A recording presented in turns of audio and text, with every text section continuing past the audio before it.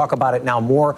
Joining me is the former Supreme Allied Commander of NATO, Admiral James Stavridis, and Ben Rhodes, the former Deputy National Security Advisor to President Obama. So, Ben, let's start with that, this idea of the possibility of a swap. President Biden mentioning in the statement that Americans are being used as bargaining chips. Keir mentioned that there is this Russian FSB officer being held in Germany. From your perch as a former national security advisor, does this seem likely? Is this something the United States would at least entertain? I mean, I think it's something they'd entertain because I think it's the only way that you're going to see Evan coming home. Putin has escalated the use of these detentions to try to secure the release of people that are his associates, people who served in the FSB, or you'll recall with Brittany Griner that we had to release Victor Bout, who is a pretty significant arms dealer, to get her home.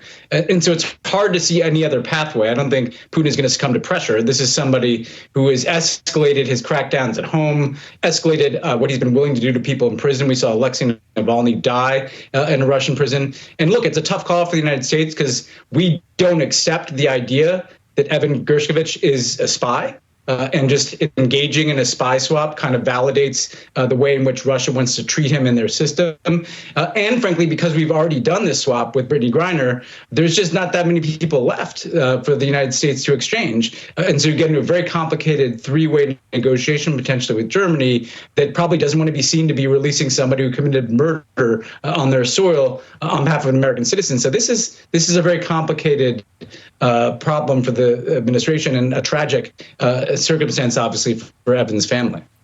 Admiral, get us in the thinking of Vladimir Putin in arresting someone like Evan Gershkovich. Is this him flexing his muscles to illustrate his power? And does it also serve as a warning to other journalists that are trying to report fairly in the country? I think it's both of those, but also it's simply obtaining bargaining chips. And by the way, to any American citizens listening out there, please don't go to Russia. It just is not going to turn out well. This is going to continue. And oh, by the way, the Iranians have done the same thing. The Chinese have used a form of this practiced on Canadians.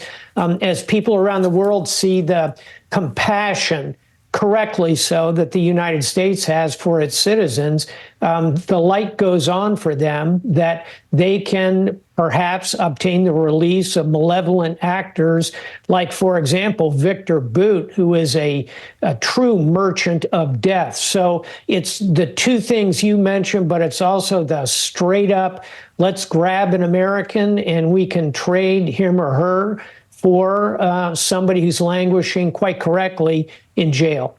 Ben, let's turn now to the situation in Ukraine. President Zelensky spoke to the House Speaker Mike Johnson yesterday about the situation on the battlefield, the critical need for U.S. aid, which is, of course, stalled in Congress right now. Part of this, I think, is interesting that we only know about this because Zelensky put out a statement about it. The speaker has yet to provide his side of the conversation yet. I mean, what does that tell us about how Zelensky's navigating the politics of Washington? And do you envision a scenario where Ukraine aid is actually brought to the House floor? It seems like it's still alive. I don't think you'd have that conversation with the speaker if there wasn't still some hope. And the administration obviously keeps coming back at this. And the reality is, I'm sure what Zelensky is saying to him is that this is life and death. This is existential for Ukraine. This is the basic material that they need to resupply on a very long and difficult front line where they're fighting against the Russians. And the Russians have made some gains in recent months, in part because of the lack of small arms and ammunition and shells that Ukraine needs. And so I think from the Ukrainian standpoint, look, this is clearly the last chance they have to get anything out of the United States before the November election. And then beyond that, they're looking at an election that will really determine whether the United States remains a partner or not, because I don't think there's any dependability that Donald Trump is going to continue that assistance. So I'm sure the Ukrainians are just trying to do everything they can to get what's locked in Congress out, because there's no way that the United States or, frankly, Europe can make Ukraine whole without that supplemental package. Yeah. And speaking of the supplemental, there's a component there for Israel. An admiral in the Middle East, Syria, is reporting that Israeli airstrikes near the northern city of Aleppo have killed over 40 people. These strikes seem to have escalated since October 7th. What does this signal to you? The Israelis are clearly going after the supply chain that is sending weapons from Iran across Syria to Hezbollah in the north of Israel, in Lebanon. The Israelis and the Hezbollah terrorists have been exchanging a relatively low level, but still concerning number of missiles and strikes going back and forth. What the strike in Syria is designed to do appropriately is to interdict resupply headed to Hezbollah.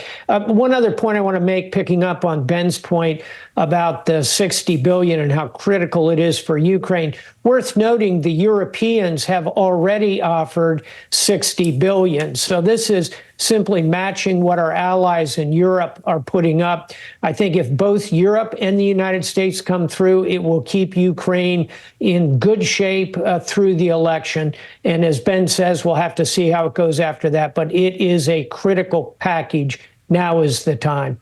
It's a great point, especially because one of Donald Trump's argument is that Europe is not paying their fair share, which is obviously not the case. Ben, finally, back to Israel. The International Court of Justice at The Hague ordered Israel to stop obstructing humanitarian aid into Gaza because people are starving there.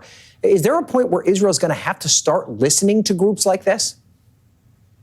I think so. I think with the U.S. Allowing for that resolution to go through the Security Council, too, calling for an immediate ceasefire, I think that indicates Israel's last remaining diplomatic support in the international community is now no longer aligned with the idea that Israel, number one, is obstructing assistance from getting to Palestinians, and number two, is committed to going forward with this military operation in Rafah, the city that now has over 1 million people in it in dire circumstances in the Gaza Strip. Those two things, the Rafah operation and the obstruction of assistance, you just feel an overwhelming amount of international pressure. If Israel and Prime Minister Netanyahu really chooses to ignore that and go forward with the Rafah operation, continues to obstruct the aid from getting in, I think Israel is going to reach a state of international isolation that they just haven't faced before. And so this is a very critical couple of weeks and decision points for Netanyahu as he considers what the ICJ said, what the Security Council has done, and what President Biden is saying to him.